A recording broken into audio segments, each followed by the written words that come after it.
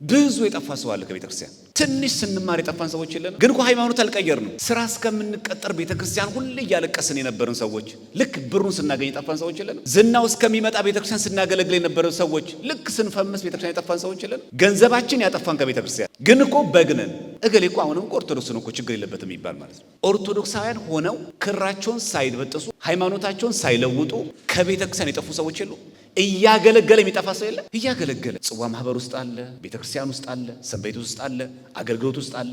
ግን የቅዳሴ የሰዓታት የመንፈሳዊ ህይወት የንስሐ ህይወት የሌለው የስጋው ደግሞ ህይወት የሌለው ይሄ ደግሞ ቤት ውስጥ ነው የጠፋው። ብዙ የምንገረም ሰዎች የለም። እሱ እኮ ዘማሪ ነው፣ እሱ እኮ ሰባኪ ናት፣ ምን ሆና ነው እንደዚህ ሆነችው የምትሉ ሰዎች የላችሁ። ቤት ውስጥ የጠፋው ድሪም ነው። ደግሞ ይሄ አይ ዋና ኦርቶዶክስ መሆኑ ነው፣ የትም ቢርቅ ችግር የለውም አይባልም። እንደ ጠፋው በግ መፈለግ አለበት። ስንደላደል መዝሙር መስማት ያቆምን ሰዎች የለንም። ሁሉ ነገር ሲሞላልን ከንስሐ አባት ጋር ግንኙነት ያቆምን ሰዎች የለንም። ኢኮኖሚያችን ሲዳብር መቁረብ ያቆምን ሰዎች የለንም። የጠፋው በግ ግን እኮ ክር አልበጠስንም። ኦርቶዶክስ ነን እኮ ሃይማኖታችን እኮ በጣም የምንወደው በግ ነው። ፍየል ሆኖ እኮ አልተገኘም።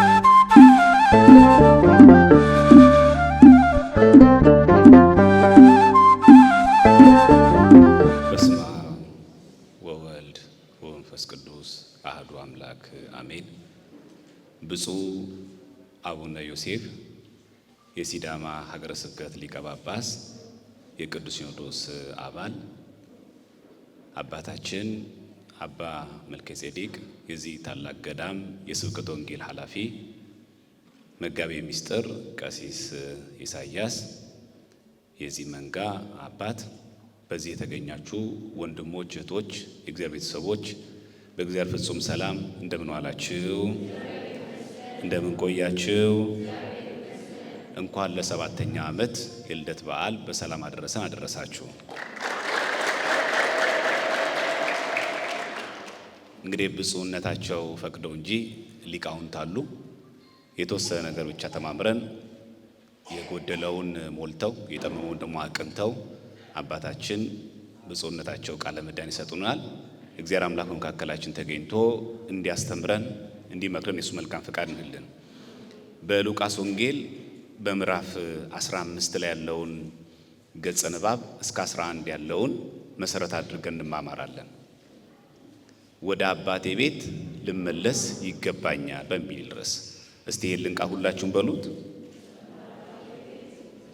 ወደ አባቴ ቤት ልመለስ ይገባኛል። በሉቃስ ወንጌል ምዕራፍ 15 ላይ ቀራጮችና ኃጢአተኞች ወደ እርሱ ሲመጡ ወደ መድኃኒነ ኢየሱስ ክርስቶስ ፈሪሳውያን አጉረመረሙ። ጌታችን አከታትሎ 3 ምሳሌዎችን ነገራቸው። ለአንድ ሰው 100 በጎች ነበሩት። አንዱ በግ ኮብልሎ ጠፋ። ያን የጠፋውን በግ ፈልጎ አገኘው። ሁለተኛው ደግሞ የጠፋባት ድሪም፣ ከ10 ድሪም ውስጥ አንድ ድሪም ጠፍቶባት ያንን ድሪም መብራት አብርታ የፈለገች ሴት። ሶስተኛ ደግሞ ከአባቱ ቤት ኮብልሎ የጠፋውን ልጅ እና እንዴት እንደተመለሰ የሚናገር። ሶስቱም ምሳሌዎች ቢሆኑ ሶስቱ ግን የየራሳቸው ሚስጥር አላቸው። የመጀመሪያው በበግ ነው የተመሰለው። በግ ነው እንደ ሌሎቹ በጎች ሳር እየነጨ ውሃ እየተጎነጨ አብሯቸው ይውላል። ግን ከነዛ በጎች ተለይቶ ግን የጠፋ በግ ነው። ወደ ፍየል መሆን አልተቀየረም። ሳያውቀው ግን መሸበት። ከበጎች መንጋ የተለየ በግ 2 እድል ነው የሚገጥመው። ወይ ይሰረቃል ወይ ደግሞ አውሬ ይበላዋል። ጌታችን በበግ የመሰለው እንዲሁ ዝም ብሎ አይደለም። ልብ በሉ፣ ባህሪውን ሳይቀይር ይሄ በግ ጠፍቷል። ከሌሎቹ በጎች ተለይቶ ሄዷል።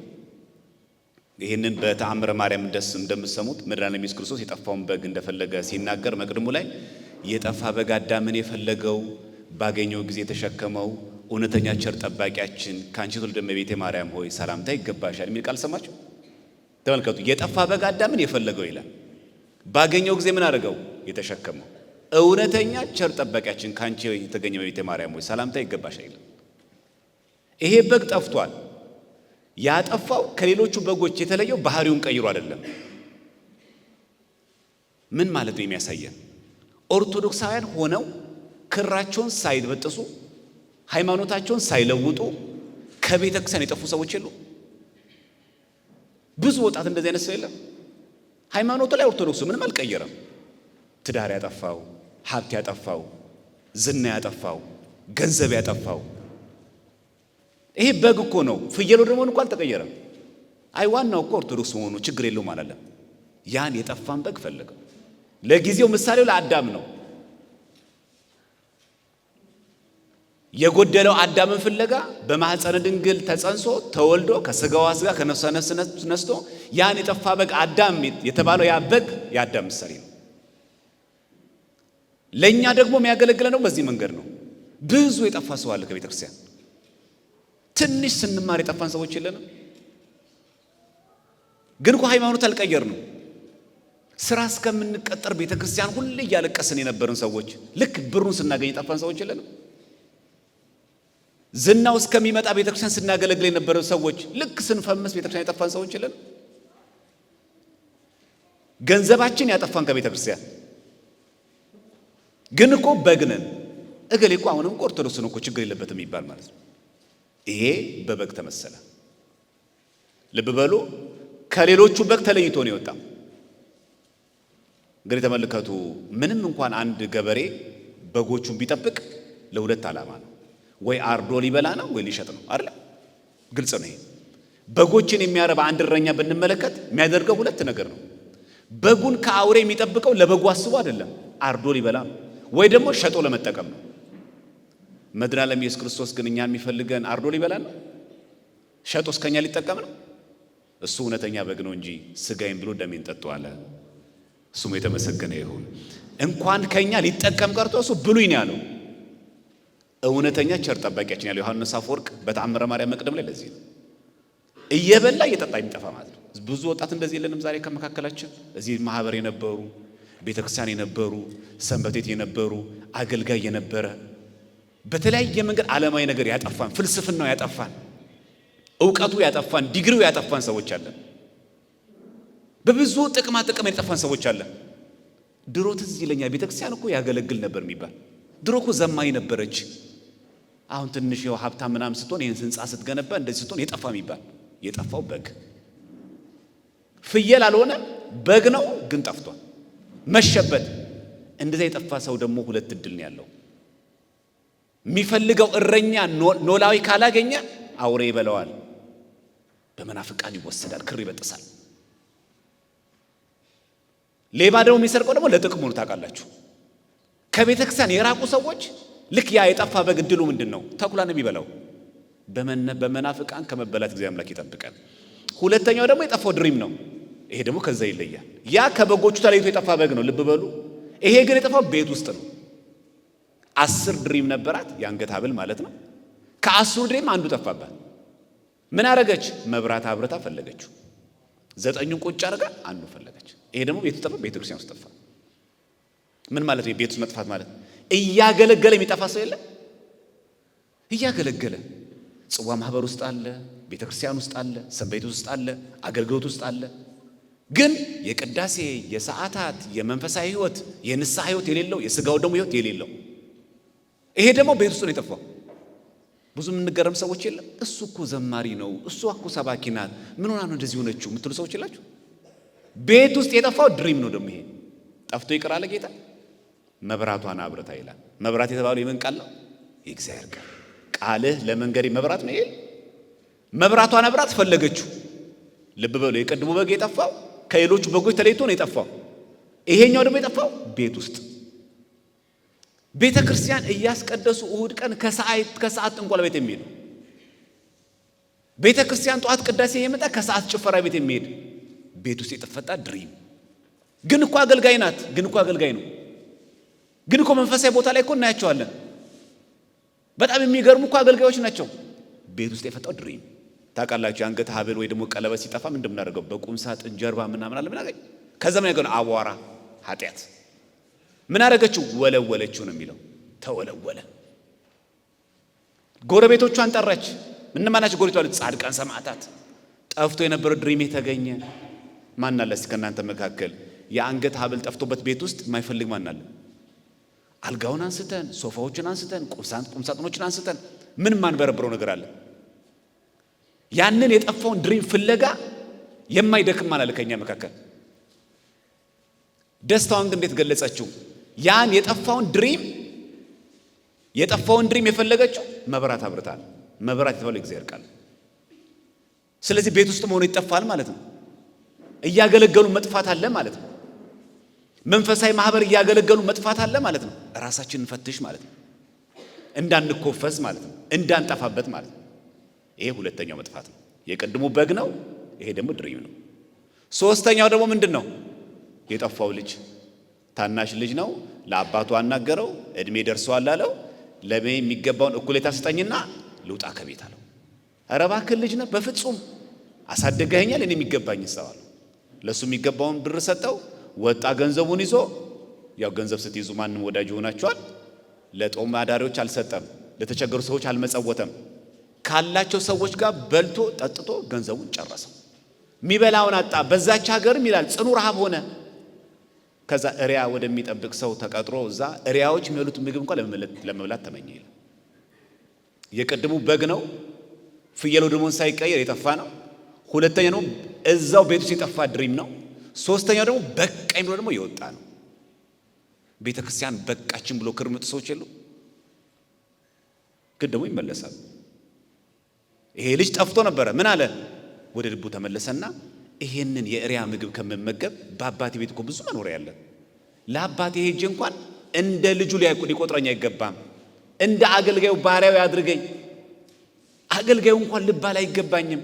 ከቤቴ በአባቴ ቤት ካሉ አገልጋዮች መካከል ፍርፋሪው እንኳን ብበላ አለ፣ የወደቀውን እንኳን ብበላ የእሪያ ምግብ ከምበላ ይላል። ብዙ የእሪያ ምግብ የሚበሉ ሰዎች የሉ። የመናፍቃን ትምህርት ማለት ነው። የክህደት ትምህርት፣ የፍልስፍና ትምህርት፣ ከቤተ ክርስቲያን የሚያርቅ የኑፋቄ ትምህርት። ይሄ ምን ይባላል? የእሪያ ምግብ። ስንት የጠፋ ነገር አየ? ስንት አየ? የመጀመሪያው ምንድነው?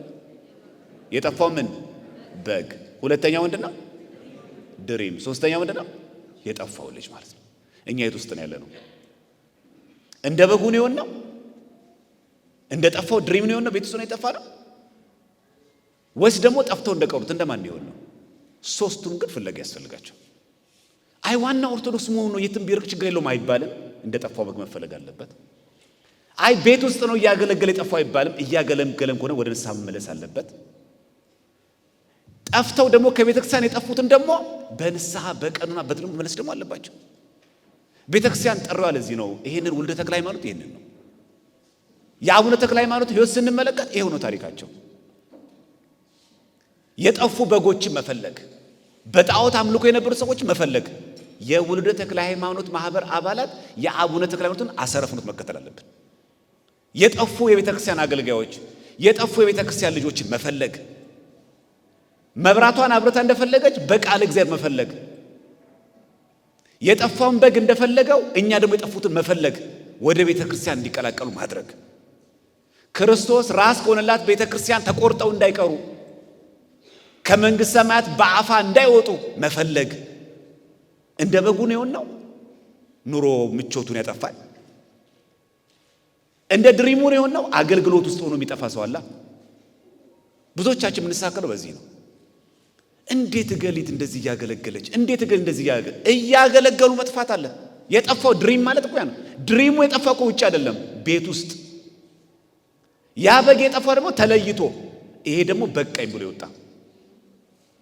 ወደድንም ጠላንም እኛ ከሶስቱ አንዱ ውስጥ ገጥተናል። ብዙዎቻችን እንደዛ ነን። ስንደላደል መዝሙር መስማት ያቆምን ሰዎች የለንም? ሁሉ ነገር ሲሞላልን ከንስሐ አባት ጋር ግንኙነት ያቆምን ሰዎች የለንም? ኢኮኖሚያችን ሲዳብር መቁረብ ያቆምን ሰዎች የለንም? የጠፋው በግ ግን እኮ ክር አልበጠስንም። ኦርቶዶክስ ነን እኮ። ሃይማኖታችን እኮ በጣም ነው የምንወደው። በግ ነው። ፍየል ሆኖ እኮ አልተቀየረም። አይ ዋናው በግ መሆኑ ነው የሚባል አይደለም። መመለስ ጌታችን ምንድን ነው ያለው? በዚህ በረት ያይደሉ በሌላ በረት ያሉ በጎች አሉኝ። ከዛስ ምንድን ያለው? ባሉበት ይሁን ያለው ላመጣቸው ይገባኛል። በግ እኮ ናቸው፣ የዋህ ናቸው። እዚህ በረት ግን አይደሉም። ኦርቶዶክሳውያን ቃለ እግዚአብሔር ቢሰሙ አማና ወንጌል ቢሰበክላቸው የሚመጡ የሚጠመቁ አሉ። አይ ዋናው እኮ በግ መሆናቸው ነው አይደለም። ጌታ ላመጣቸው ይገባኛል። የኛ ተልኳችን ያለው በሰፈር በትምህርት ቤት በስራ ቦታ የጠፉ ብዙ ወጣቶች አሉ። ልናመጣቸው ይገባል። የአቡነ ተክለ ሃይማኖት በረከት እንዲደርሳቸው እኔ ባጎደልኩኝ ብፁዕነታቸው ይሙሉበት። ወስብሐት ለእግዚአብሔር።